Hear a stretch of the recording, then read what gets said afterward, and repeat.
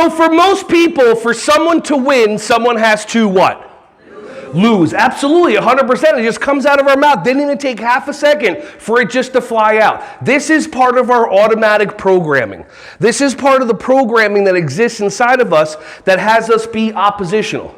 Why is it when you go into a store and the person that comes up to you, their job is to say, can I help you find something, because they know where everything is. You look at them and they say, can I help you find something, miss? And you say, no, and then all of a sudden it's like the whole Walmart like pans out and there's 1,000 rows and 1,000 columns and you're going to be out of ratio because you're not going to come back until the afternoon. It's so very interesting. So what I want to do is I want to introduce you to the world of win-win only if you want your classrooms to run smoothly.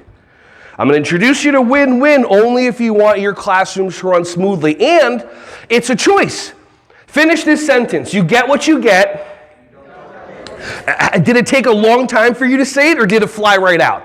Another automatic program. Before you got into early childhood, did you hear that in real life? Anybody ever have a corporate job?